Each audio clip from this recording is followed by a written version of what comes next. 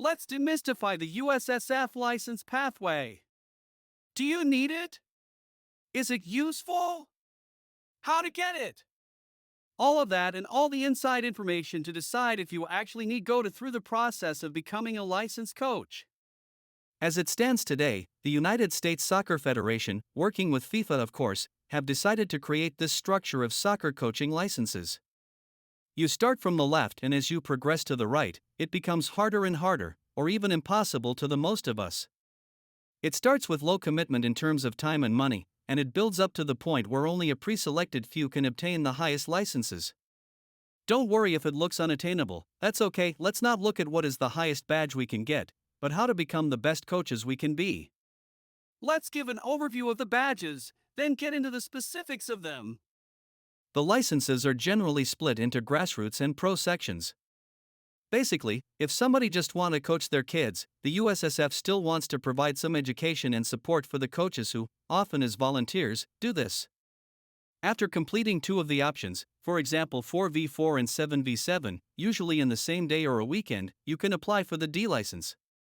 There is not a lot that you will actually learn at those courses. After all, how much can you learn within a few hours, when you probably coach as much soccer every week?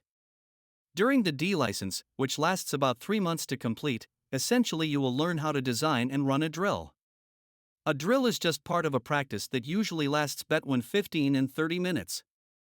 If you want to just learn everything about this, just watch our 7-minute video called How to Design a Susser Drill and you are all set.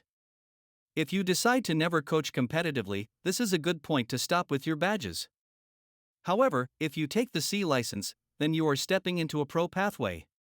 You can only start your C license course at least 6 months after you complete the D license. During the course you will learn how to lead a team throughout the season. So, if you know how to design and run a drill for 15 minutes, you will need to learn how to put the drills as jigsaw pieces into the puzzle of a training session and a whole season. Understanding what kind of drills go together in a theme of a practice in a week, but also what kind of drills should be used in preseason versus middle of the season, a technique called periodization. The B license is much more demanding, lasts for 6 months, and you must have the B license for at least 6 months to start the course. It's designed for teams that train at a higher level, with 3 sessions per week. Although not completely new, what you really learn on this case is to do proper analysis both of your team and the opposition team. There is much more reflection and evaluation, not just of the games, but also the training sessions, players, and coaches. Only very serious coaches attempt to take the B license, so the environment you will be in when taking the course will be very useful. The A license is interesting because it's split into youth and senior, depending on the team you are coaching. It's a full year commitment with 12 in-person days. There is also an application to get into, which means that most coaches don't get to this point. There are many coaches with B licenses that are working in other professions or simply cannot afford to only coach soccer. However, in the A license course, you will only meet professional coaches that make their living coaching soccer and think of soccer 24/7. Finally, the pro licenses for the very few special ones, only 10 to 14 per year take this course and they must be active professional coaches. Of course, they are pre-selected and are really invited to apply rather than the other way around. We will share what we know about this, but we don't really know that much, as the sample size is too small. Let's dig deeper into the first column of Grassroots beginner level. We kind of skipped a part where you need to complete an online part of a course, which is basically just watching a video about soccer. Also, you will need to do your Safe Sport and Pass background check, which are things you will renew every year. After that you can take 2 of the Grassroots course. As we said before, there is an online part of it, about 2 hours, and an in-person part, also about 2 or 3 hours. The cost is cheap, last time we checked was $25 for each of them. They never expire and it's really a low commitment and effort activity. Basically, everybody that shows up will pass the course and get the certificates. You will see how a session is being planned and run by an educator and likely it will be played by other students in the class. Keep low expectations, be friendly to meet fellow coaches and educators, and have fun. Spending time with other coaches is a big part of what taking coaching licenses is about, and if you find a good group of coaches and especially an educator you can learn a lot from, stick with them. The D license is where things become a bit more serious. If you complete the 2 Grassroots sessions, then it's time to take the course. It will take you over 3 months and 4 in-person days. It will also cost you around $500, although the price depends on where you are taking the course. The standard is similar for all licenses: online weekly meetup, several in-person sessions, whole day, on the field, and assignments to write and record. What you will actually learn is how to design a session, which you will also record running it with your team, and that will be your final assignment. We condensed all the needed knowledge and added some useful context in the video on our channel called How to Design a Soccer Drill. It is all the information you need for the D license. Anything beyond that is just practical knowledge that you need to pass the course, show up on time for online and in-person sessions, do your assignments, and be nice to your educators and coaches. The target pass rate is 100%, so there is not trickery to pass the course, just do a little bit of work. The C license is a bit more advanced and more pricey. The prices range between $1,600 and $2,000. Note that there is a good chance that you are doing the C license course while coaching at a club. Many clubs would gladly pay for the license if you are doing a good job coaching at the club. You will take the course usually the next year after finishing the D license, and the course is a bit longer, roughly 4 months with 4 in-person trainings. However, the frequency of the virtual meetings is twice per week instead of once a week. The practical knowledge of going through the process of periodization is invaluable.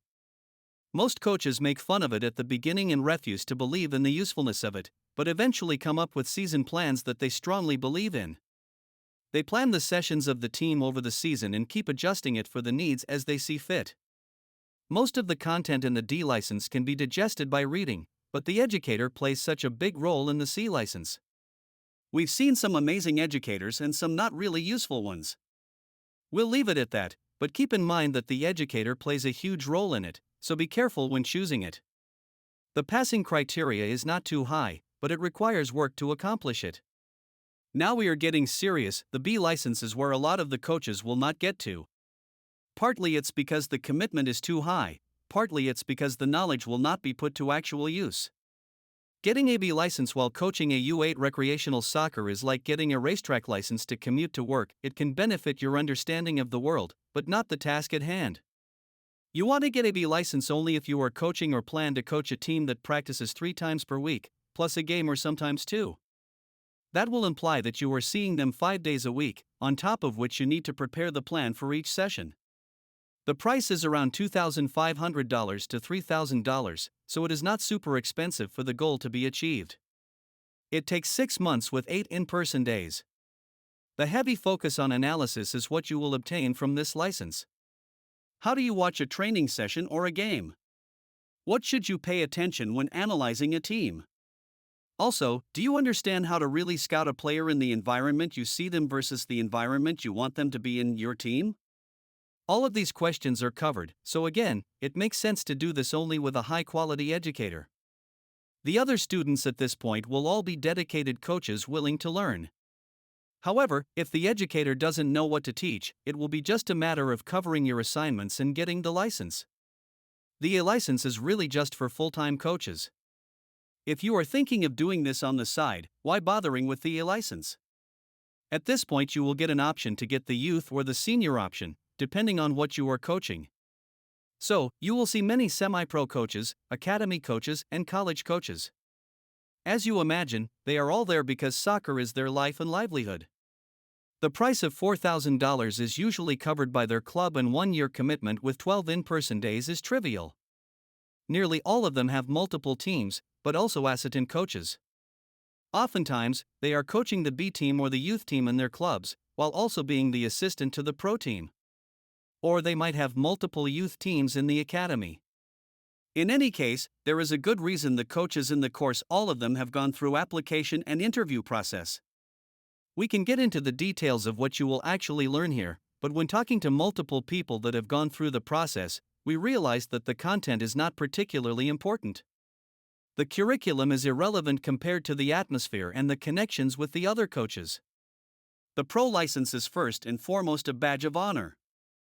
Only 10 to 14 coaches per year get invited, and they are actively coaching, or sometimes are main assistants, at the pro level. The cost is $10,000, and within the year there are 15 in-person days, usually off-season.